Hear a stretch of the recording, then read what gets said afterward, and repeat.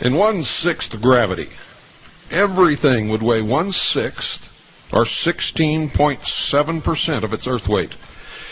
In other words, a 180-pound man would weigh a mere 30 pounds.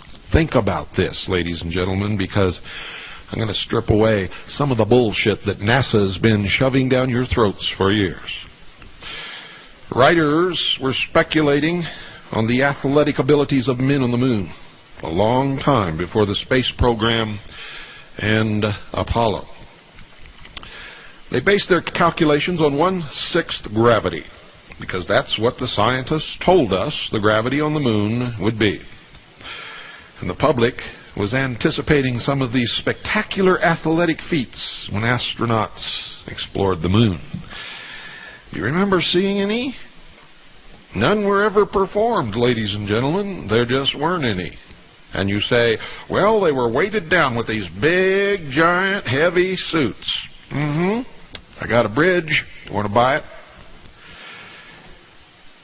You may remember the televised pictures of astronauts moving around on the moon's surface. If so, we challenge you to recall any extraordinary feats at all. Because in all actuality, ladies and gentlemen, there were absolutely none. Zero. Zilch. Zip. Nothing.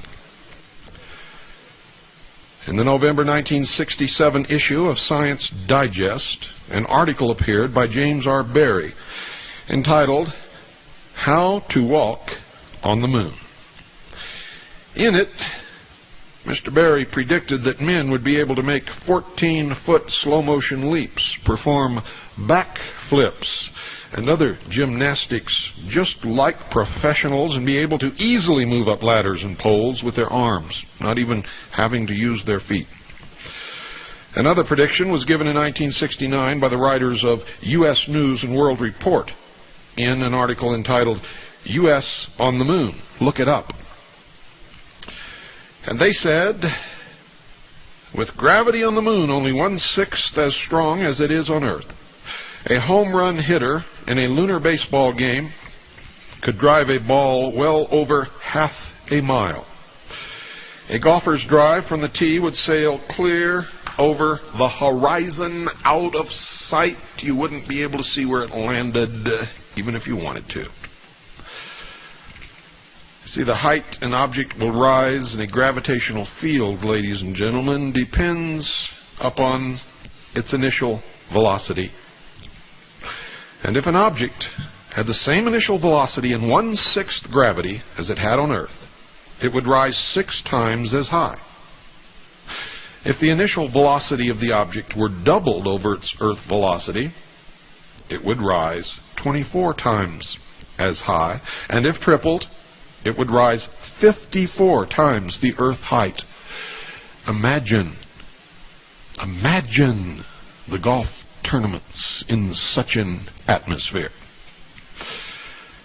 A man jumps vertically by bending his knees and then flexing his thigh muscles to full extension. Try it yourself, right where you are. Get the feel of this so you'll know exactly what we're talking about.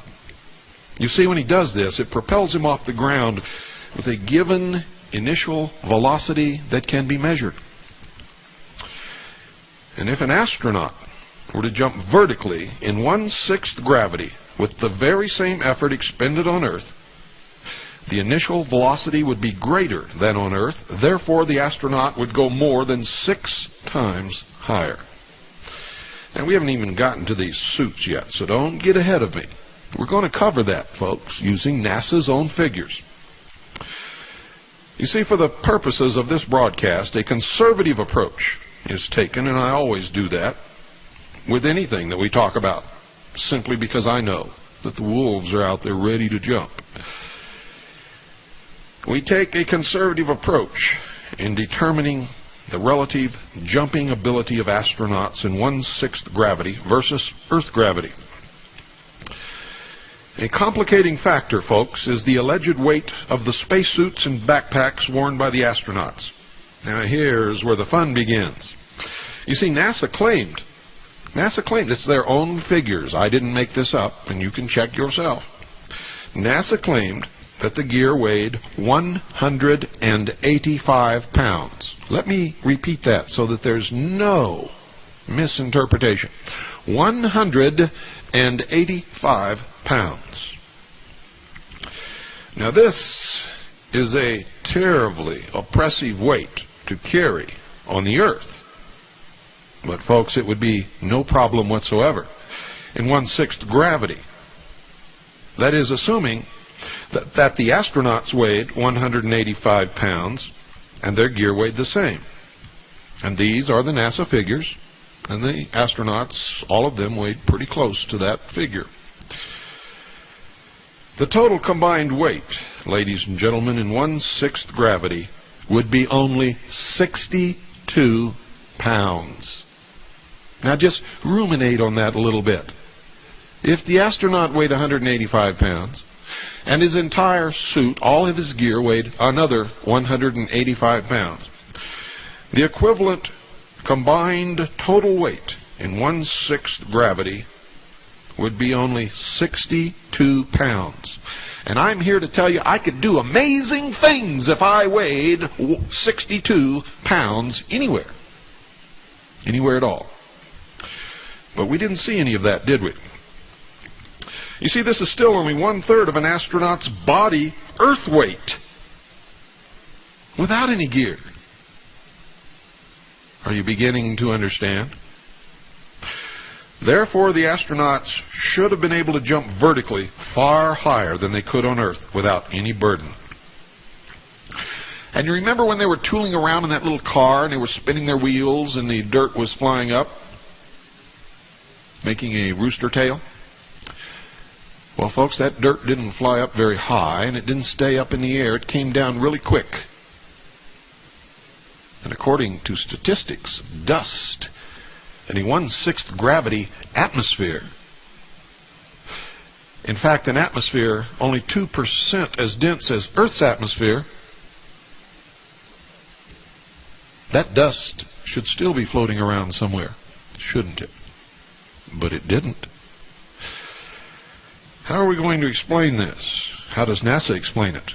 Very simply, folks, they don't. They can't. They never could, and they never will. Quite a number of professional athletes, ladies and gentlemen, can jump over 3 feet off the ground when they are stretched out, such as in a basketball layup. These athletes are the exception. But an average man in good condition can easily manage 18 inches in a standing vertical jump. Try it in your living room. Try it right now. I don't care how much you weigh. If you can't reach 18 inches, there's something really seriously wrong. Like you might be permanently injured and trying to jump from a wheelchair. It can be assumed that the astronauts, ladies and gentlemen, were capable of attaining this on Earth with a moderate effort, especially considering the rigorous training and the physical condition which they were expected to maintain. And in fact, if they did not maintain that certain specific physical conditioning, they would not have been allowed to make their flight. Are you following? You see, a standing vertical jump of at least 18 inches on Earth can be accomplished by exerting an upward force of around 500 pounds by a 185-pound person. An equation can be derived, which gives the relative heights attained by an astronaut in 1/6 gravity carrying a burden equal to his weight, and the same astronaut on Earth without a burden.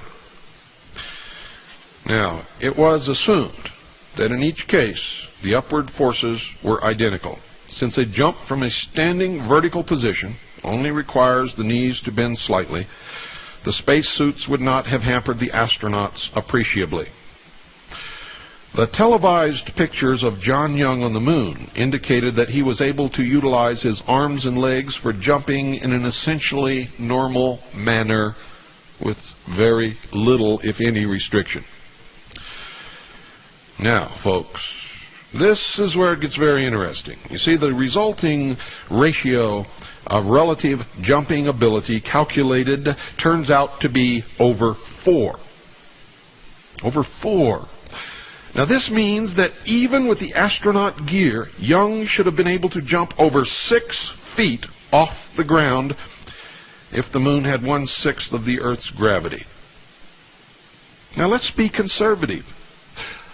Let's say he should have been able to only jump 3 feet off the ground in 1/6 Earth's gravity. Did he? Not on your life. In actuality, his efforts lifted him at most, ladies and gentlemen, 18 inches off the ground. Observations indicated that Young made several attempts to jump as high as he could, but with no success in achieving a height of more than 18 inches. Now, if you were on the moon and you had a chance to make a record jump and you knew that you were being viewed on television by billions of people around the world, are you trying to tell me that you wouldn't really try? Really? Is that what you're trying to say?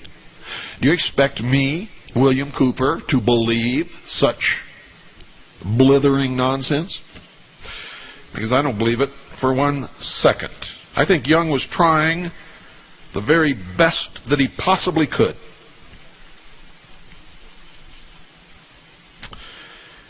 You might claim that he purposely kept his jumping efforts to a minimum. But if this were the case, ladies and gentlemen, a similar Earth effort without a backpack and suit would have lifted him only 5 inches or so. And this was probably Young's last chance to demonstrate that the moon had a low surface gravity. Why on earth wouldn't he make a reasonable effort to impress the world by jumping at least 3 or 4 feet? Especially when the figures say he could have easily reached 6 feet off the ground in a 1/6 gravity. You see, a reasonable jump would have been conclusive proof that the moon had a low gravity, and the risk of injury would have been minimal in low gravity conditions, even with the backpack and suit. Moon gravity is conservatively calculated to be at least 50% of Earth gravity. Ladies and gentlemen, I'm going to present it to you during this broadcast. Suggest that the astronaut's gear weighed no more than about 75 pounds total. That's right, 75 pounds total. But even if it did weigh 185 pounds, as NASA says, we've already given you enough proof to show that NASA's been lying to us for a long, long time. The moon's gravity was calculated to be 71% of the Earth's based on the following assumptions, ladies and gentlemen. That John Young jumped 18 inches on the moon. His space suit and backpack weighed 75 pounds on Earth, and he could manage 18 inches on the Earth without any burden. Now, even if that's wrong, if his suit actually weighed 185 pounds, it would still say that the moon's gravity was at least 50% of Earth's, assuming that all of these other things are constant. A lot of writers, ladies and gentlemen, seem to give the impression that the moon suits worn by the Apollo 11 astronauts were extremely restrictive. Yet the following information, taken from We Reached the Moon by Wilford, indicates that this was not necessarily the case, and in any event, observed actions of the astronauts during the filmed portions of their activities on the moon shows that they moved around easily. They did not tire under this supposedly great burden. They were able to take long excursions, conduct explorations, chip off moon rocks, plant flags, set up experiments and equipment, much of which was left on the moon. Wilford, you see, mentioned that Neil Armstrong found that he could move around easily in his bulky spacesuit and heavy backpack under a lunar gravity 1/6 of Earth's. The costume, according to NASA, weighed 185 Earth pounds and was flexible enough so that the wearer could walk, dig, climb, and even place instruments on the moon's surface. Wilford also indicated that the astronauts did not find walking and working on the moon as taxing as had been forecast, and that they bounded about easily in what they called kangaroo hops. In all actuality, looked no different than a kid skipping sideways along the street. The idea of 1/6 gravity, folks, presents a major problem in explaining how the astronauts really performed compared to how they should have performed. You see, the difficulty in jumping can in no way be attributed to spacesuit bulkiness. However, a substantial lunar gravity would create problems. And why would they lie about the gravity? And why would they continue to lie about it even unto this day if the gravity was not the 1/6 Earth's as they have stated? Why lie? Why lie, ladies and gentlemen? Well, we don't really know unless they really didn't go to the moon. Or unless maybe they went to the moon, but the televised and photographed portions of what the astronauts supposedly did on the supposedly moon were not really on the moon, but were filmed somewhere else. And why would they do that? Well, no one really knows that answer either, unless maybe they couldn't really get to the moon, or unless they were afraid that some catastrophe would happen and they did not want this to be seen by the American people. Although I don't know how they would have explained the disappearance of all the astronauts had such a thing really happened. Isn't this interesting?